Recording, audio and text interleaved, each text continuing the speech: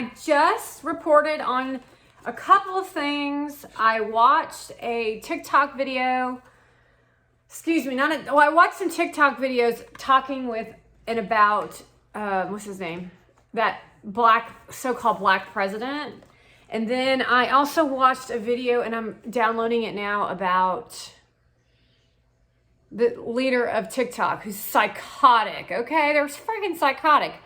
Anyway, we're now moving on to the secret team, and I'm going to get as far as I can get done because I'm like kind of tired, but I feel like I really want to get started on this chapter on the communications, the web of the world. Perhaps the greatest achievement of modern times is the communications revolution. Time and distance are all but obliterated by the speed and totality of worldwide communication networks, even outer space networks. We have witnessed a man stepping onto the moon in the full view of live and instant television. We have listened to the president as he placed a call to the man on the moon and talked with them, just as you and I would talk to other men. It's not true. We didn't do it first. It doesn't matter, but I'm just saying it does matter. Okay, fine, it matters. As this is being written, a satellite laboratory is speeding through uncharted space on its way to the planet Jupiter and beyond. All of these wonders of physical science and a man's ingenuity are in the hands of the ST. Everything's in the hands of the ST, y'all. The intelligence community has absolutely unlimited communications power, and there's literally no place to hide from it. The Russians may wish to test fly a new bomber. To do this, they must arrange an intricate communication system between the crew, the instruments in the plane monitoring airborne aircraft and other stations. The CIA and its sister agency, the NASA, will appear the communication support of the flight and will interpret all of the coded information almost as easily as the Russians themselves who are monitoring it. The Russians will orbit a satellite with intricate and complicated telemetering equipment aboard designed only for their own ears. They don't want me to read this. The long antenna of the CIA, NSA, among others, United States and foreign, will monitor this satellite and read it out with ease directly proportional to the skill, technology, and energy they have invested in such things. A small group of men will meet secretly in a room to discuss an overthrow of a government or to make plans to meet the agent of a foreign power. They will have with them an expert trained in the high skill of electronic debugging. He will have checked the room and tested the telephone. Yet every word they will say will be recorded by a gang monitor at a central switch belonging to the telephone company, where all conversations on any line being made by anyone with any telephone in the huge network can be monitored with ease. Hey, everybody. I'm being monitored by the CIA. Hey, y'all. What's up, y'all? Y'all watching my videos. I know y'all laughing your asses off. Y'all think I'm funny as shit. Y'all like me. Y'all know you do. Soviet messages transmitted by a special device that varies its transmission frequency. They said they would choose their mission over love for humanity any day, they said. Wow, that's honorable. Frequency, often and unexpectedly, and that has the ability to send a long message in the briefness squirt of time, will be monitored and recorded accurately. I'm trying to break free from their abuse because they don't want me to be happy. They don't want me to be happy. Why don't you want me to be happy? Massive all-wave and all-frequency band receivers with high-speed scanning capability have the means to capture the squirt messages and then to draw them out until they are intelligible enough to be turned over to the computers for decoding. Even infrared signals and surround sound signals and earth vibrations, such as are caused by railroad trains, mining operations, are recorded and translated into intelligence. The hum of high-energy transmission lines carrying various loads gives indications of peak periods of line usage. There are no secrets. It also causes upheaval in the chakras, which I've discussed with you. As Norbert Weiner said years ago, society can only be understood through a study of the messages and the communications facilities which belong to it. And development of these messages and communications facilities, messages between man and machines and man, and between machine and machine, are destined to play an ever-increasing part. And he adds, in theory of control and engineering, whether human or animal or mechanical, is a chapter of the theory of messages. In these modern times, it may be added that the theory of control of governments is also another chapter in the theory of messages. That organization that controls the communication system will have in its power the ability to control the government. One of the greatest attributes of the communication system is its use in the development of feedback and the ability to generate future action, usually response by the sensing of inputs from past performance. The total communication system makes it possible for the intelligence organization to collect, then to grade in great volume of information, and to cull from this those bits that will be made into the daily briefing of the essence of the current intelligence portfolio. Oh, we must get everybody all to think alike, to be the same, except for the socialites. They get to control all of us. That's the code. That's so crazy. More than anything else, it is a tremendous communication system that makes the agency operational system what it is for, or what it is. From all over the world, messages of all kind pour in from agents buried in all sorts of places, making all sorts of contacts. Researching culture, too, by the way. From all over the world, small bits of information gleaned from all kinds of instrumental communications equipment and advanced sensors feeding information back into the centers of collection. Behind all of this, there are action officers who evaluate the process, the bits that are culled and selected from the gross input from all sources. Whenever one of these action officers discovers something special, he will do his best to see that it is brought to the attention of his superiors. That would be the gyrating internal experience you get from the fear, anxiety-driven experience when you hear sounds. The system is so constructed that such data moves rapidly from lower, gaining echelon to the middle management areas where it began, or where it again weighed and evaluated. If the information survives this first sorting process, the action officer will be directed to go back to a source, whether it is mechanical or human, to seek further information to enhance the first bits. The occupational characteristic in its whole operation is that the action begins with the receipt of information. What happens afterwards is generally reaction. That's their fuel to guide the masses. So they like I told you, we're in a fear-based society. The message input becomes a control mechanism itself. The area of interest may build rapidly and require a response in hours, or it may cover a period of months or even years. With each round of traffic, the overall pattern begins to shape itself, and gradually the little projects become big ones. The more and more people are put on the job, and responsibility for project development is moved higher and higher up the chain of command until finally it will be considered for some sort of major action directly under the control of the DDP and his senior staff. The fact that information is sought and pursued effectively must not be overlooked or ruled out. It has everything to do with the way that I speak, whether you hear me on this. When certain events take place, experience teaches that others may follow, and the intelligence machinery will be set in motion to look for such things. This is particularly true in long-range projects. In modern manufacturing, it is impossible to assemble things like television sets or motorcycles without a system of marketing and coding the parts so that they may assemble properly in any plant, having the know-how, or so that the spare parts may be ordered that will fit the original set properly. Modern manufacturing requires that parts of major assemblies be marked for cost control and inventory purposes. In many instances, the marketing and coding system used are very sophisticated. Thus, if a Japanese solid-state transmitter radio is being put together using 10 nines germanium.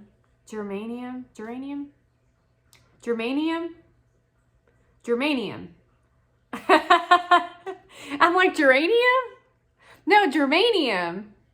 The element of germanium, pure 2.9 to the 10th power, the tiny transistors will be marked with a code that proves that they are the genuine product, that they are of that quality.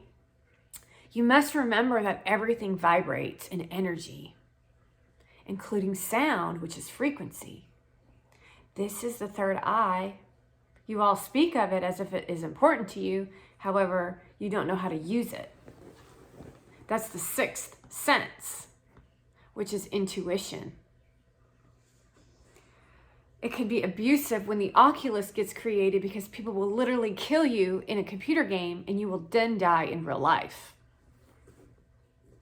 That's how dangerous this actually is.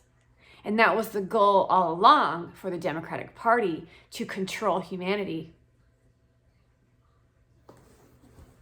This not only signifies that the transistors are a quality item, but it also indicates that the Japanese manufacturer has reached that level in the state of the art that permits him to make and use such superior materials and techniques. The same is true for alloys, tolerances, and other things that are essential to quality work. Thus, if an agent buys several television sets in a foreign country and takes them apart to study them, he will find all of the sub-assemblies down to the tiny bits coded and marked. If in the process he should find some novel, rare, or extremely precise technique, he will look further into the production methods of that factory and of that country to see what this means. Like, what works for these people for them to work so well together? What works for them to work so well together, and how could we put a wrench in their system? In a country like the Soviet Union with a highly developed nuclear program and superior missile and space manufacturing capability, it is to be expected that every so often new telltale discoveries will be made by finding some little item in the exported product that signifies a technological achievement and perhaps even a new breakthrough. It is almost impossible for any sophisticated manufacturing system to conceal such developments once they have gone into mass production. Furthermore, serial numbers that usually occupy the marking program and show developmental serially, and one item acquired in an Asian country may carry one series of numbers that link with others found in Latin America country. Reconstruction of the series which the codes, markings, and numbers reveal will give a quite accurate indication of rate and production, among other things. I mean, think about it. If you put A, B, C together, you can make a car. I mean, that's weird. It runs like an engine and you can go 70 miles per hour. That's weird, y'all. It's energy. We're bodies of energy. From such leads, the system then puts its agents to finding out whether these new metals, techniques, or ideas have developed from the space program for weapon systems work or what. The communication system feeds all this back, and agents all over the world are coordinated in their development of this information speedily and accurately if they were assembling some massive jigsaw puzzle. So all communications bits are not just happenstance, but the distinction usually lies in the difference between the intelligence collection and special operations, since it is our objective to look more closely in the operational efforts of the ST. It is then more in character to see the communications network as a great machine that continually feeds bits of action information into a system that is prepared to respond whenever the communist-inspired subversion insurgency button is pushed. That's an important line right there. The ambassador to any, and this is for the United States of America.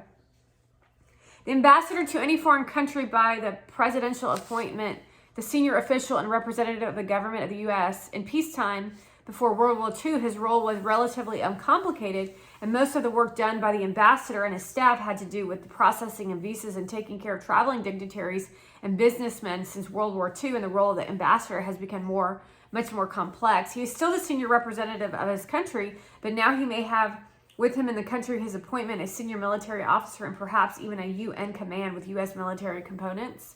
He will have a senior CIA station chief, and he will have many other government officials such as those of the Department of Labor, Commerce, Agriculture, and other agencies. And likely they're all CIA agents.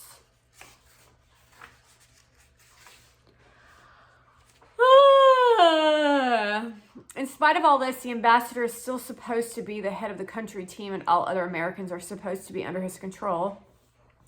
Special arrangements have been made where military units are active. Wait, scoot over. Special arrangements have been made where military units have active roles within the country as part of a larger organization such as NATO troops move in and out of the country, and he is informed about such things, but he rarely enters into any official contact with them. With the CIA, things are different, although they protest in public that they are always subservient to the ambassador. One of the areas this is most noticeable in is communications. The ambassador has communications channels directly from his post in the State Department. The ambassador has an authority to contact the Secretary of State directly, and some ambassadors, like Galbraith in India, find reason even to contact the president directly. These are exceptions and certainly not the rules of the game. When an ambassador communicates with state, his messages are received by the geographical area desk responsible for his country. From there, they are processed in the secretary, under secretaries, and whether else they need to go. Much of these routines is protocol, which has developed over the years, and much of it is dictated by true security precautions, which demand that diplomatic matters be handled with secrecy and discretion. In accordance with these practices, the other members of the embassy, such as the labor attached and agriculture experts, all utilize the embassy communications channels and then rely upon the Department of State to make distributions for them in Washington to their own departments. The same is true of military attached traffic, and in many cases, embassy channels may carry certain CIA traffic, but this is not the limit of the CIA capability. In every country, the agency station chief has access in one way or another to direct communications contact with the CIA in Washington. And when necessary, he has direct contact with the DCI. The global U.S. military system is without question the most massive and most powerful and most capable communication system in existence because you're manipulators. However, the best and most efficacious system in the world belongs to the CIA. In making this statement allowance, do you think it's weird that we are number one leading in Hollywood, in movies, in music? It's called manipulation. It's tactics. I'm not saying some of them aren't talented, truly talented, like Maroon 5 or Madonna and stuff like that, right? But why don't we ever have more BTS? Why don't we ever have more born and raised in Asia actors and actresses who are adored and loved by millions? Just saying. In making this statement, allowance should be made for the capability of the National Security Agency, but that is more or less a part of the military system and need not be explored here. The CIA is able to cover the entire world, not like a blanket, but like a rapier.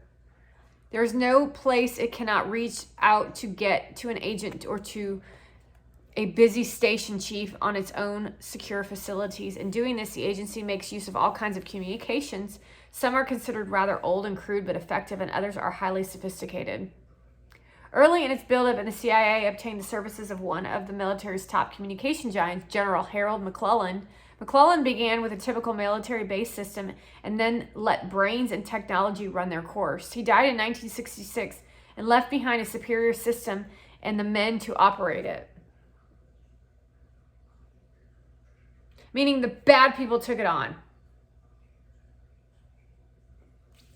When a U-2 is thousands of miles away and all by itself over hostile lands, it is tracked silently by sensitive devices that provide assurance that it is still in operation and, of course, on a hidden destination.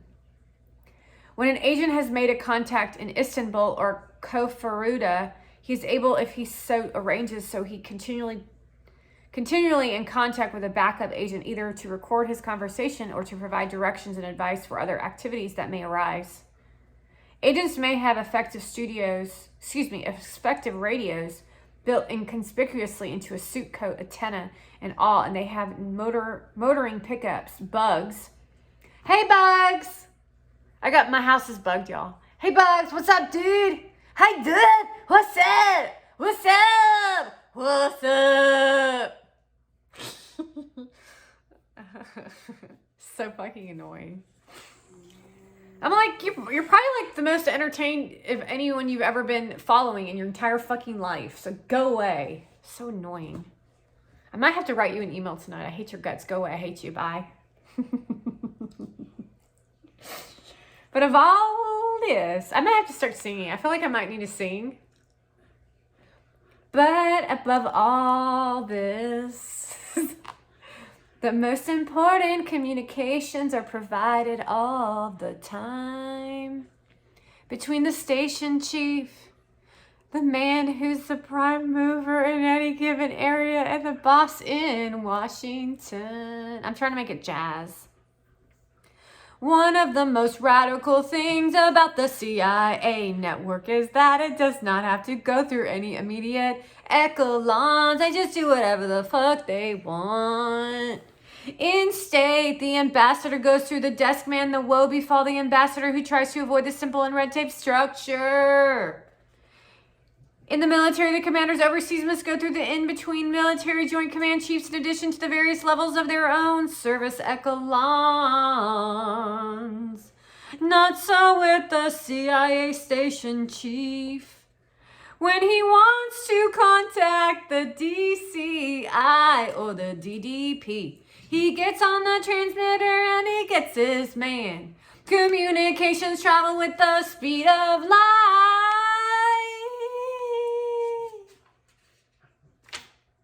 Yet many of the finest systems in existence are slowed down by the necessity of going through channels and then decoding, and then of decoding.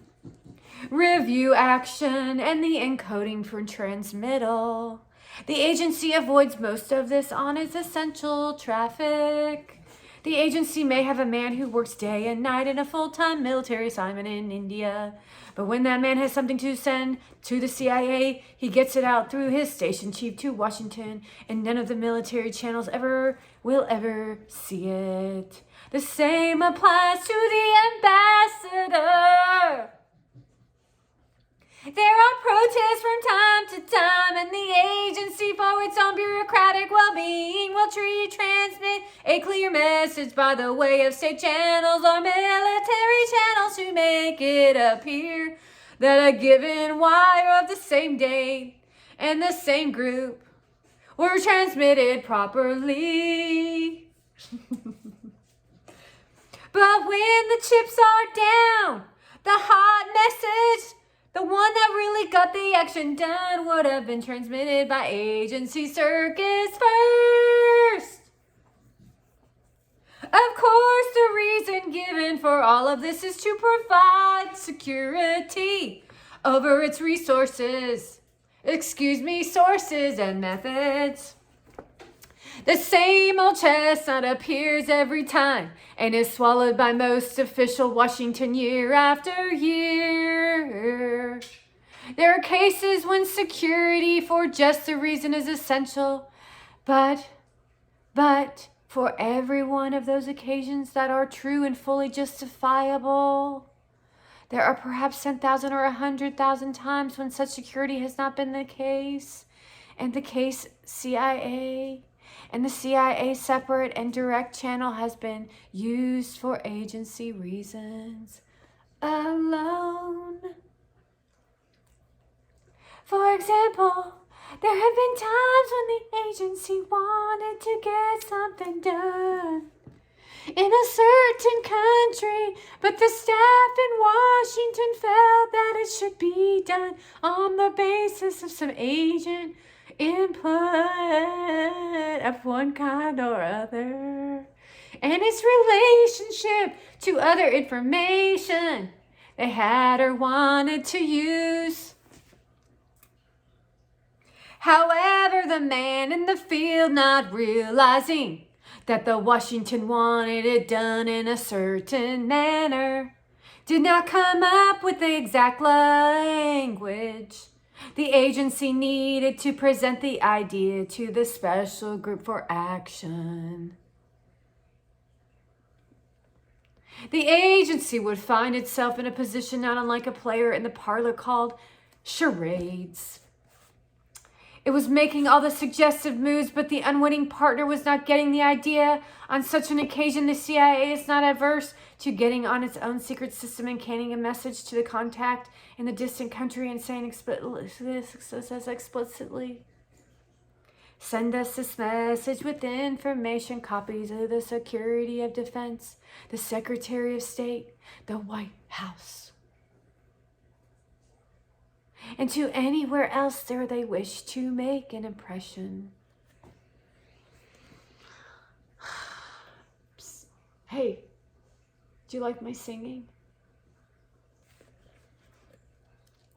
Somebody's over here. I said be quiet. Seriously, shh. They're over there making noise. And Mom's not here. It's somebody else. It's a secret. I'm on the secret team. Hold on, they're trying to flirt with me. What? Stop. I'm working.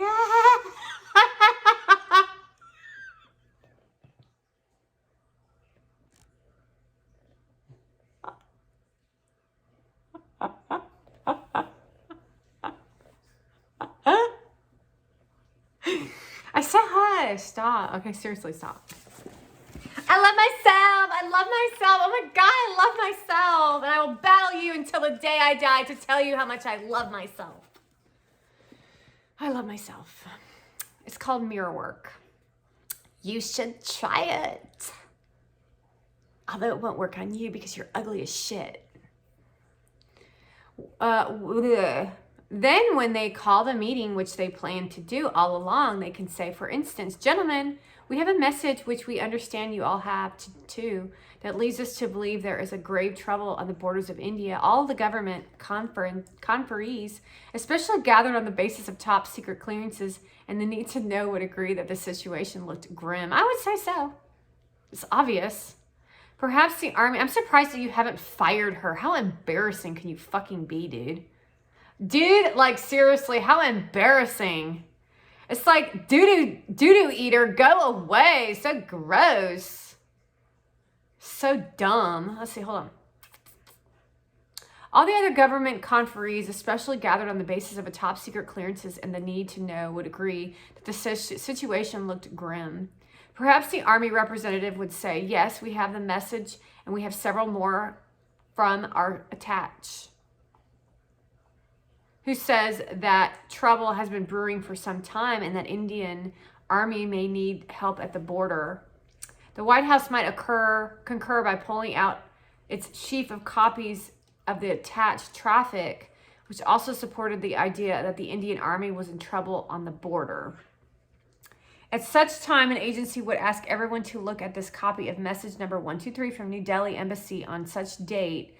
That message would say that the trouble on the border was severe. However, the group having the problem was the border police and not the army. Since border police assistance would fall under the jurisdiction of the agency and not the U.S. Army, the agency would propose that the assistance given the Indians should be clandestine police support under the government of military aid program project accelerated because of the border problems. Everyone else would have this portfolio of messages and would have convinced that the CIA's view of the situation was correct. The group would agree that the MAP project would be set up and that the aid delivered should be turned over and the CIA representative and that would be training program should be under CIA operation and direction.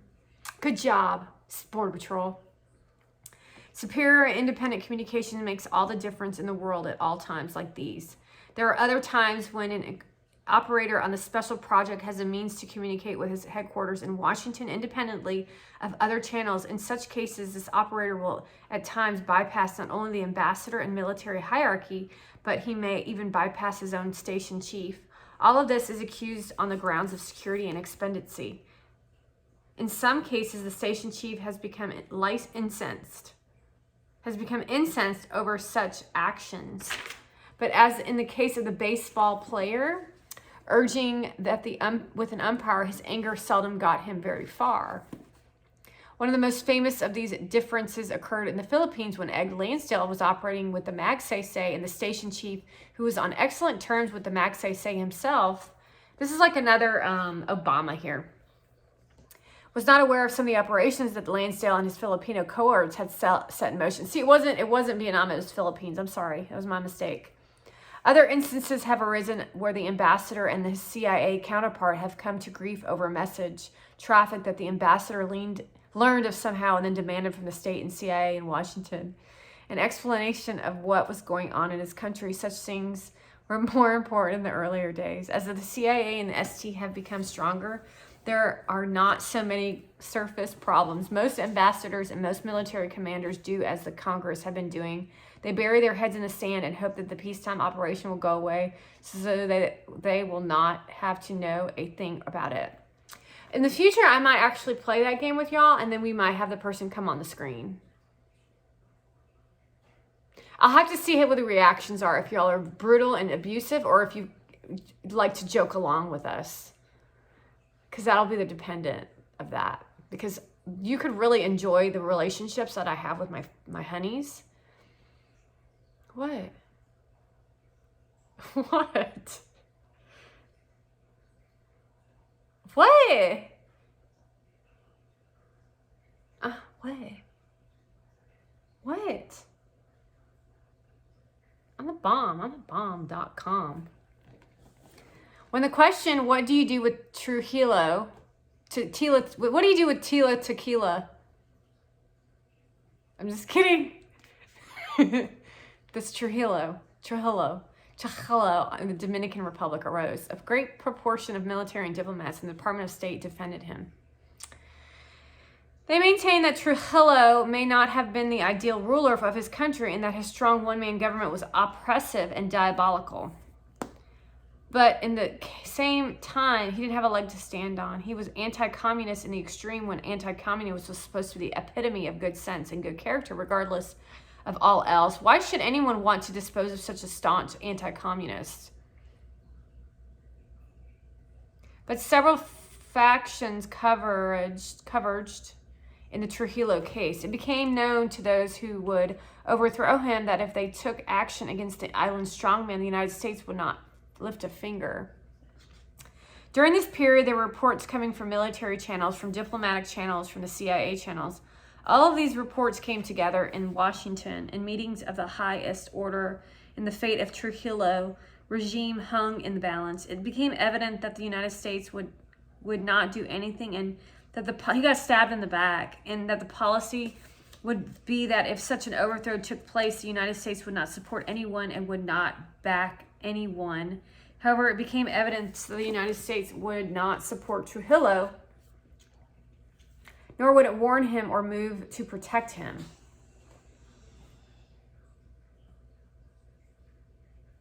Fishy. It is the factor that makes a coup d'etat possible. It is not much positive action. It is the understanding that there will be no such support of that regime in power by the United States once the uprising begins. Although the Pentagon Papers do not provide all of the insight, it becomes clear that the Diem regime was toppled. Remember, there was the brothers, I think, right? Not so much by anything the United States did and in the fact that it did nothing.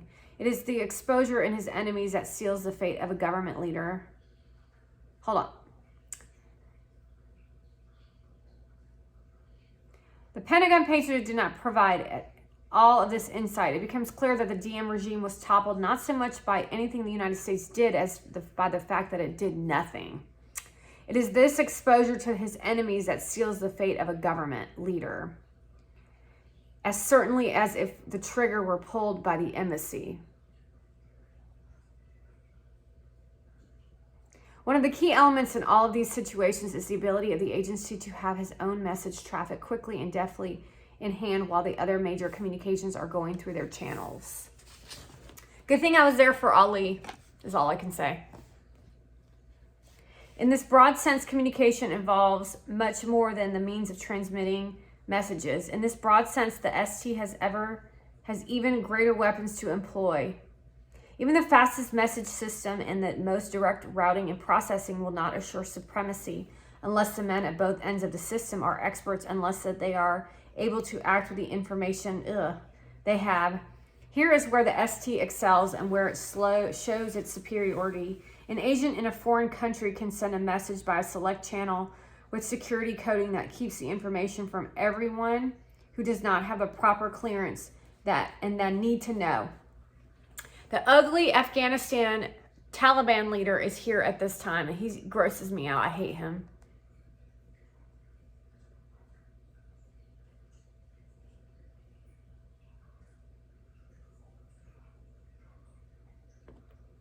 This assures that very few people will get the message on the first stage of handling. The basic message will go in the control office in the CIA, and an information copy may go to the cleared parties in the White House, the state, and the defense. The men who receive these messages in those other departments may very well be CIA personnel who are in cover assignments. This means that then the Senate, the state, the White House, and defense copies are still in the hands of agency personnel, even though the record will show that they have been properly transmitted to the other addresses.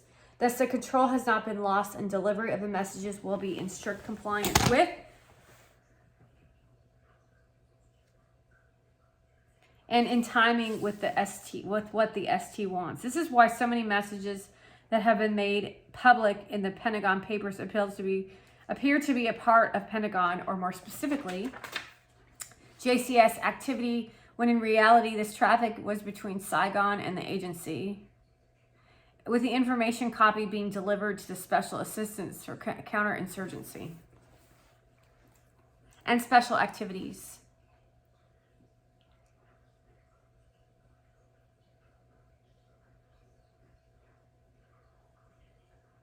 The section in the office in the joint is a funny story or not? It's a funny story. Is it a funny story?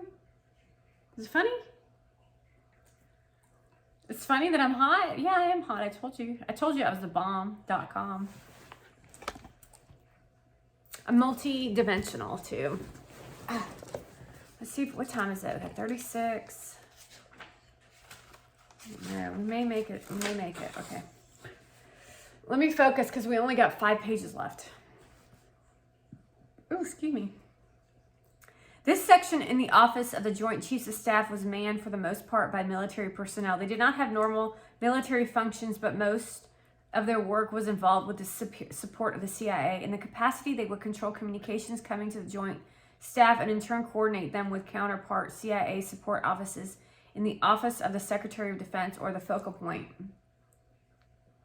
office in such of the military services. During the period described, the OSD offices were those of Bill Bundy, General Lansdale, and others in such places as the Directorate of Research and Engineering. To anyone not knowing the process, it would then appear that the Saigon message in question would have been properly staffed to the OSD, JCS, and all services, when in reality it had simply been to all of the CIA control points of these offices. The real military would not have seen it. In cases where action was to follow it, it would be up to those persons who received such messages to call them to the attention of the secretaries of the chiefs of staff involved. This would be done with care, and yet these senior men seldom had all of the facts and all of the background to be able to see what really was underway, since they were seeing these messages piece by piece. And rarely as a whole emboldened by knowledge of the fact that they had properly touched base with their parties and offices concerned, the ST would then go ahead with the project on the assumption that no one had said not to go ahead with it having been advised. This was one of the major steps forward taken by Alan Dulles as a result of this report. You came on to me. I'm just letting everybody know that Gary Vaynerchuk came on to me. Just to let you know, I'm irresistible. It's really impossible not to be in love with me, because that's how fun and awesome I am. It looked like a small thing, but it was applied bit by bit. And once the NSC found itself in the position of doing no more than authorizing activities of the CIA, rather directing them, the roles began to turn 180 degrees, and the ST became the active party. When the NSC was established, it was realized that if such eminent body of men made decisions and then directed that they be carried out, and would not necessarily be in the position to see that someone actually did carry them out. Therefore, provisions was made for the Operations Coordinating Board, which would, and they always come back, just to let you know. Like, it's impossible for you to forget about me. Just to let everybody know that. I'm just saying. Like, you'll never forget me. And you'll cry yourselves to sleep at night. And that always gives me pleasure when you abuse me.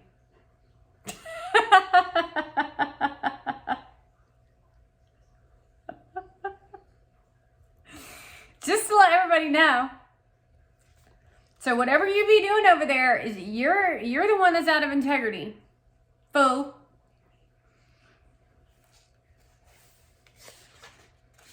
You're wasting my valuable time, kind of. Which would see that the decisions of the president and his council were carried out. This was effective only as long as the NSC was directing activity. The OCB would require that the NSC staff keep a record of decisions in duplicate, and the board would ride herd on these decisions and see that they were done. It is trouble doing this when CIA was just getting its proposals authorized. When the NSC was divided into a small and elite special group for the purpose of working with the CIA on matters that were from time to time clandestine, the task of the OCB became more difficult because of the cloak of security. Still, the OCD is created by the secret team, by the CIA. All that shit's created by the CIA for fun. And then it's demons. You gotta look at the demons. The OCB tried to keep up with such decisions if by no other means than to require blind progress reports. But then the NSC, through the special group, simply sat and listened to outside proposals and then permitted or authorized actions that were highly classified and highly limited to need to know. The role of the OCB became impossible to perform. I wonder if he had like bad kids or something. This was exactly what Alan Dulles wanted. His report had stated that he should be able to initiate operations to take his proposals directly to the president, and that the president or an authorized representative would then approve that the DCI brought to him. He had not been given the authority by the law, and he could not have done it under Truman because Truman used the NSC and the OCB directly from the Dulles Visualized. But year by year during the Eisenhower administration, he worked to erode the NSC-OCB pattern until he was able to work through the special group 5412-2 almost without interference, because part of his success was due to the effective control of communications, which made it appear all the time that projects had been thoroughly staffed in all parts of the government concerned, and that the approval of the NSC special group was merely a formality. By the time Kennedy became president, he was led to believe that NSC was unimportant, one of these Eisenhower idiosyncrasies that he could do without it. If he could do without the NSB, he certainly could do without the OCB, since it should be shown that the OCB was not able to perform its job properly because it was unable to find out what the special group had approved. There was no reason for the OCB either. Without either of these bodies in session, the DCI was able to move in its as desired, with very little effective control from any council member.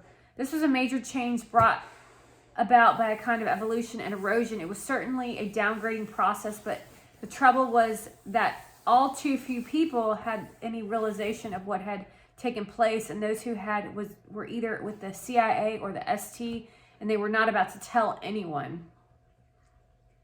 In concluding our review of this function and the CIA communication system, it would be a mistake to overlook that is what is perhaps the heaviest source of volume. The CIA monitors electronic signals all over the world, and it gathers so much of this that it is practically swamped with taped information. However, it does a most excellent job in keeping its ear to the traffic of the world.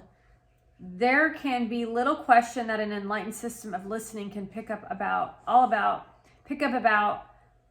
of the information any country would ever need to keep itself well informed of what the other country is doing. On this day and age, almost all major parts of the government and industry must utilize and depend upon electronically transmitted messages and data transfer. All of this can be monitored, and even if it is in code, it can be read sooner or later. This is one task of the agency, and it is a major part of its role and responsibility to coordinate all national intelligence. Perhaps no other function of the agency so clearly demonstrates the dual nature of the CIA more than just communications and the intelligence business. Communications is absolutely necessary, is absolutely essential to make bits of information available to the collection center. However, by its very nature, the more capacity the communication system has and the more information bits it handles, the more it tends to degrade the value of the information.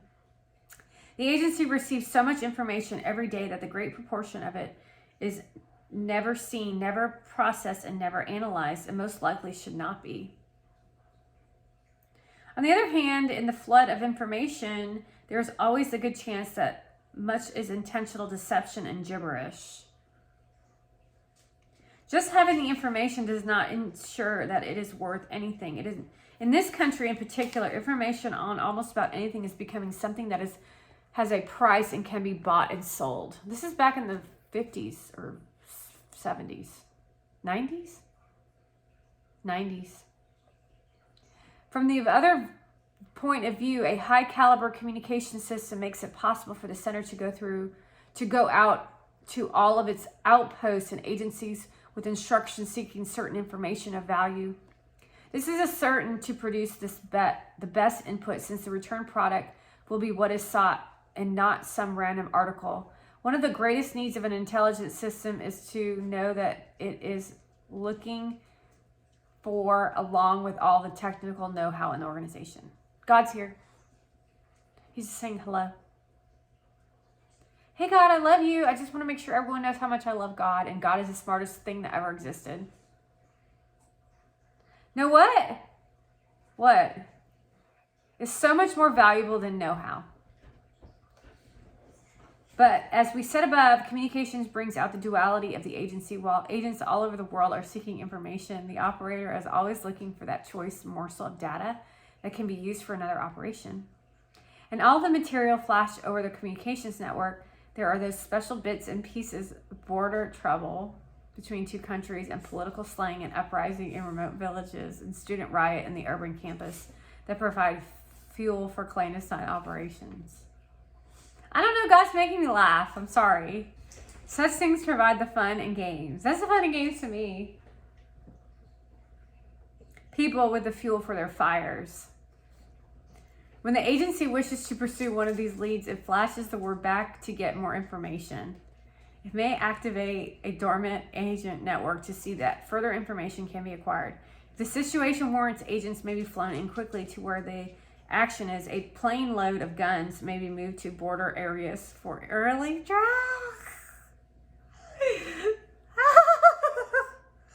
God, stop. I need to finish this. I only have 15 minutes left. He's making funny pictures in my head. A plane load of guns may move to the border. Stop. I'm kicking you out. Or kick you out. Airdrop if called for, and so it goes. To the clandestine operations, communications is the lifeblood of the whole business. One thing is common to both sides. They always wish to keep their information secret. As we have seen, there are many reasons for secrecy, and many of them have little to do with real secrecy. Oh, I got hair all over my leg. Which would keep the information or the fact that we have it from the enemy. Both parties should keep in mind that the information is a continuing process. This dissemination of all information, all secrets, is only a matter of time. There's no first line of defense for the brain. Any idea conceived by one brain and known to a few more is bound to be general information in a short time. The purpose of secrecy is self-defeating. It is much more important for us to have adequate knowledge than it is for us to keep some of the other country from that knowledge. More harm is done every day by keeping essential information from those who should have it than ever is done by those whom we say are trying to keep from getting it. If more experienced military men had known about the Bay of Pigs operation, it either would not have happened, or if it did, it would have had a better chance of success. On the other hand, the very people whom the cloak of secrecy was supposed to keep from knowing about the operation, ostensibly, the Cubans and the Russians knew all the needs to know about it. The best communication system in the world is certainly a tremendous asset for any intelligence organization, but in the hands of those who wish to use its information for the creation and promotion of clandestine operation is another one of those facilities that led to the type of problem described by President Truman and Arnold Toynbee.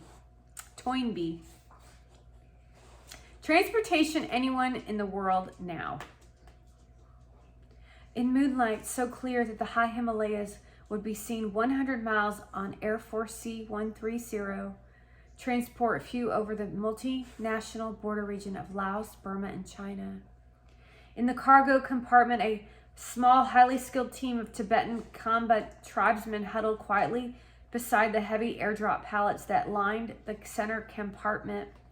Under a dim light in the forward part of the huge cargo area, 4 agency men played nickel and dime poker while they slipped hot coffee from the plane's airborne kitchen hot plate. The crew peered in the darkness as brilliant stars guiding them on into the vast remoteness of Western China.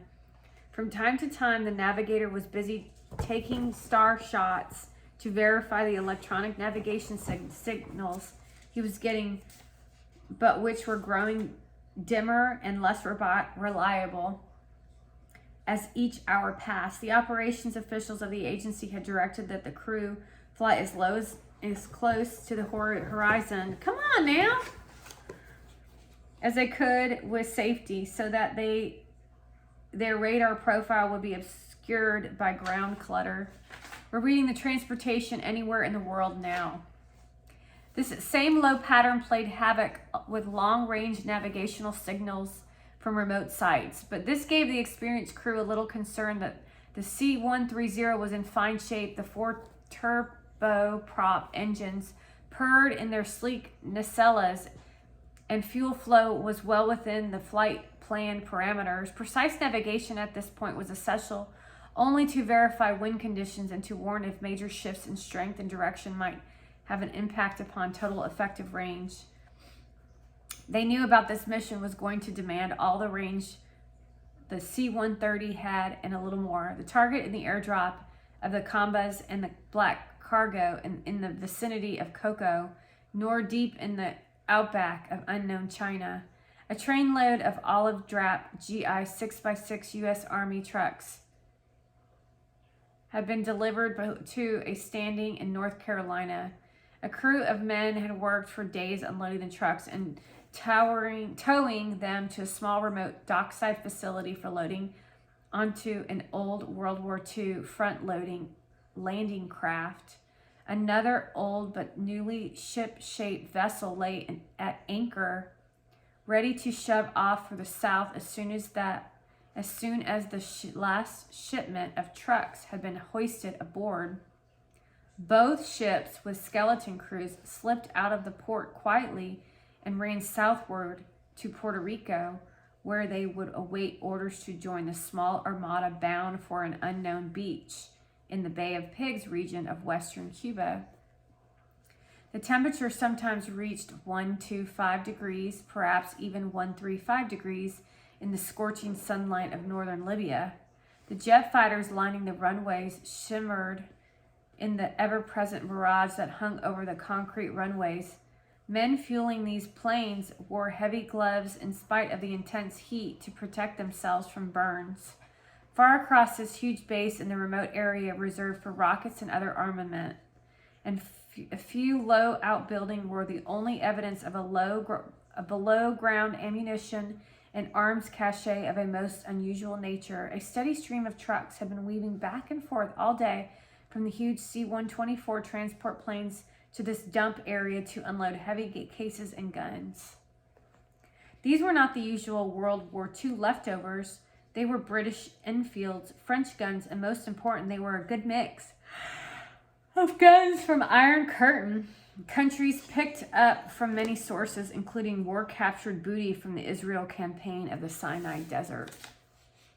The common thread through all of these anecdotes is the fact that in every case the agency was operating in its own interest with transportation provided by the military forces.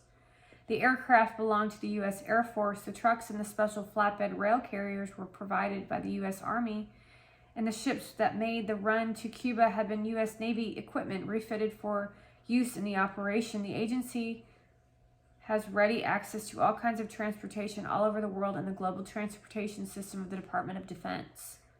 This great network gives the agency the opportunity to carry out its work behind the screen of regular military movements. This saves the CIA the problem of covering the bulk of its movements, and it saves a tremendous amount of money. Again, this is money that the agency usually protests it, while gladly reimbursed the prime agents of the DoD provided it as billed for it. Most shipments made by the CIA through the military networks are made to and from agency cover units using military designations. The cost, therefore, is not identifiable unless a knowledgeable person intercepts the shipment.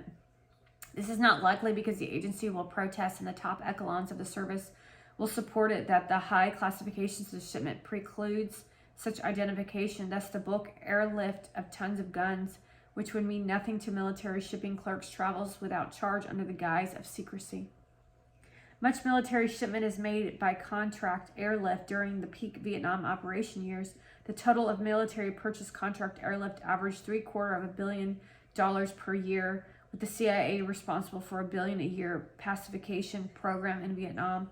It can be seen that the agency's share of the airlift could have been appreciable, yet the chances are very good that no one ever knew just which shipments were agency shipments and what changed for them or how to collect reimbursement for them.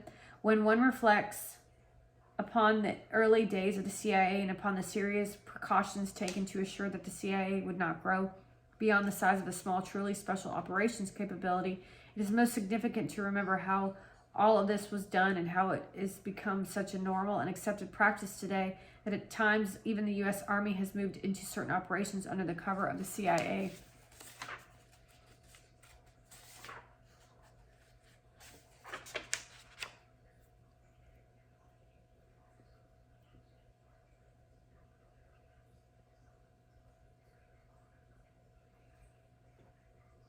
Sorry, I'm reading ahead. So we finished the chapter. We're reading about transportation.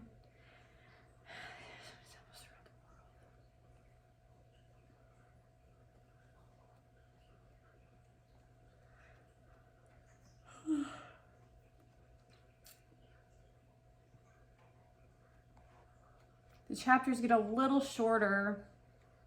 That one's a long one, though. This one's a long one.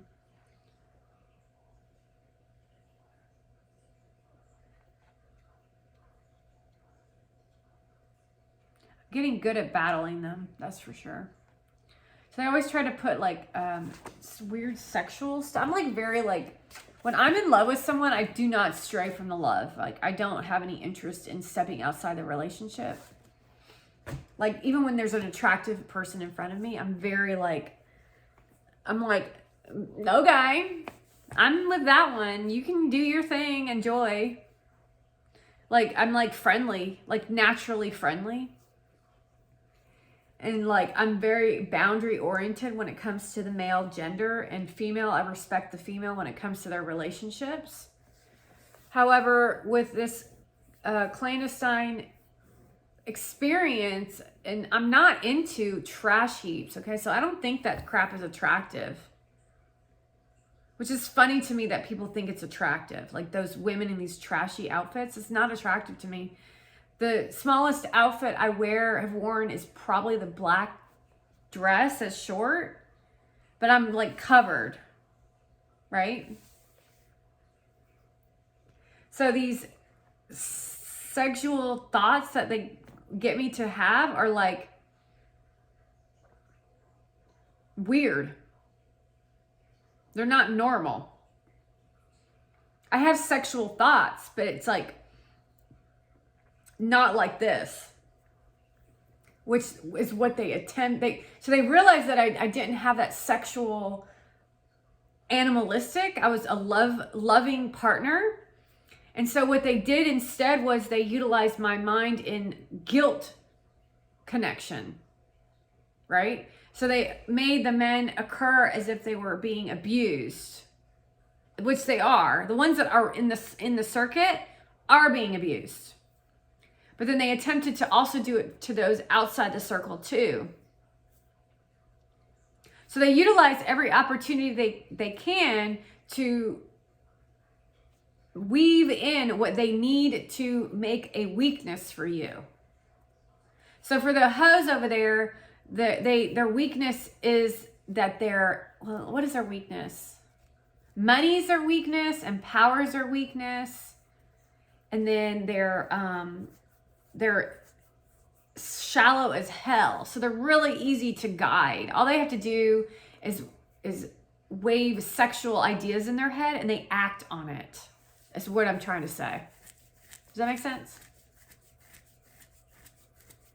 So what they're trying to do within this TikTok network is trying to create tantric, which are you familiar with tantric yoga? It's like the Obama or let Obama watch you have sex and he will tell you if you're doing it right. That's what Osho used to say. So they're creating these facades of women to get men in control of women. No, to get women in control of men. And then Obama controls the women, which means he controls the men also. He controls the youth based on the TikToks and the ability for you to go viral and money. Those are easy because they're susceptible and they're young-minded and they don't have a lot of experience, in that he planned and plotted for them not to have an education. So this generation, the Vandy Clan generation, who's 28, they are not educated. However, they're the leads of the podcast, uneducating the uneducated.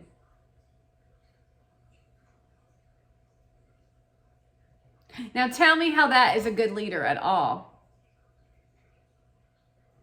Because I want to know who's going to take care of the elderly and the sick. However, Obama doesn't care about that generation because he's trying to get the attractive. I mean, if you look at Obama's energy and you look at Monovan's energy and you look at the CEO of TikTok's energy and you take a look at these reporters' energies and all of these millennial energy, like, it's weird. It's like Invasion of the Body Snatchers. How in the world are people loving their videos? I don't fucking get it. There's no fucking way a logical person would like that shit. Two hoes sitting there saying, I wonder what I should wear. I'm going to go get Fucked tonight by some loser. I fucking hate him. He's so disgusting. Oh my God. Kardashians. No one really understood what the detriment to society would be with the Kardashians as role models. And I'm not sure that you even really care, to be honest with you, because you were so busy thinking with your cocks than thinking with your heart or thinking with your brains. Or too busy only caring about your own fucking selves to take a look around you to see that human life mattered.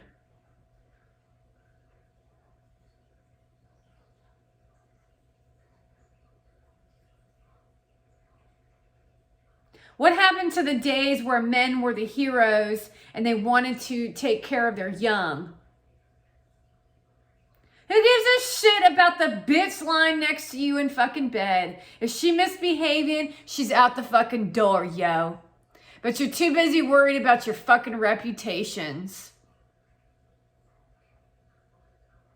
You're too busy worried about what people think about you. You're too busy not standing up for what's right because you're not going to handle it. Somebody else will handle it.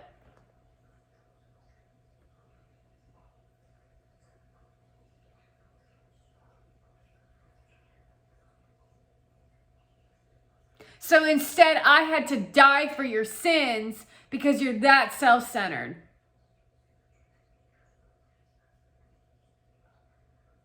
And this is God talking.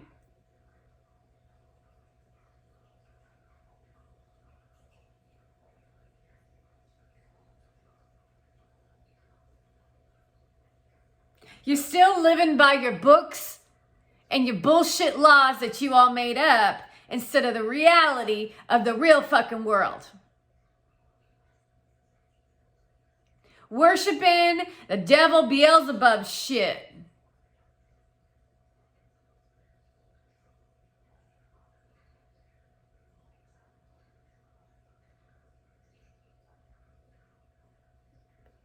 I still can't believe you sold yourself out there, Gary.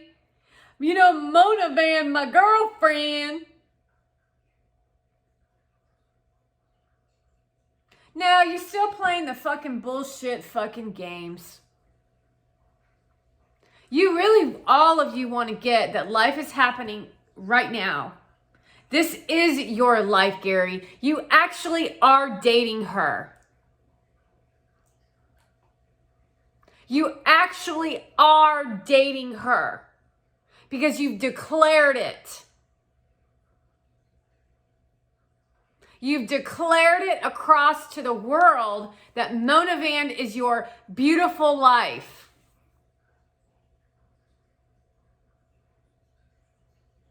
That's your life right now.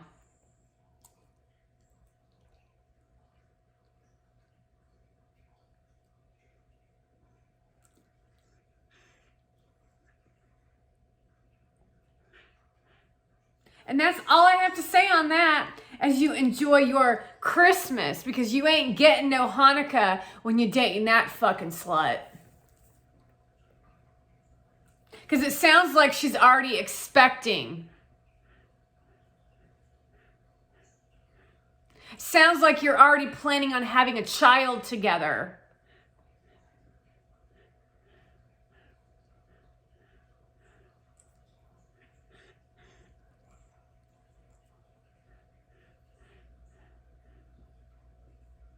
Because big things are coming your fucking way, huh? How was Qatar? How was Turkey? How is spending family time in Turkey? How is spending family time over Thanksgiving in Qatar? I've got to go take a shower and then I'm going to the Knicks. And then there's a photograph of you and your girlfriend at the Knicks game.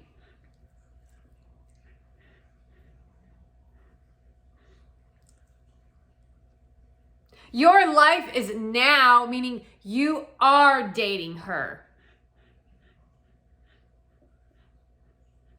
That's your reality. That is your life. That was your choice.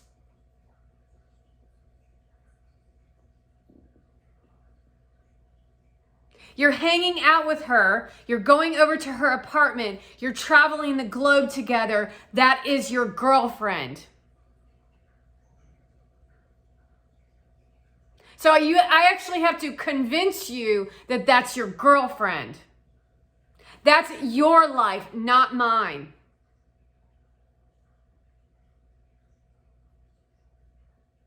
That's the life you've chosen for yourself. So you keep that shit away from me.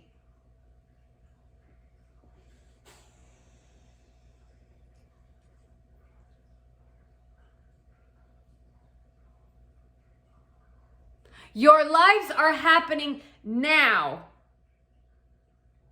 Your lives are happening in this moment now. So who ho bitch is sitting next to you that you claiming you fucking dating? If you ain't denying it, then you're fucking with the slut. That's your future. And it looks pretty fucking dark to me. And I don't want no fucking part of that shit. That's for fucking sure. Because we were doing just fucking fine before y'all's fucking asses showed up.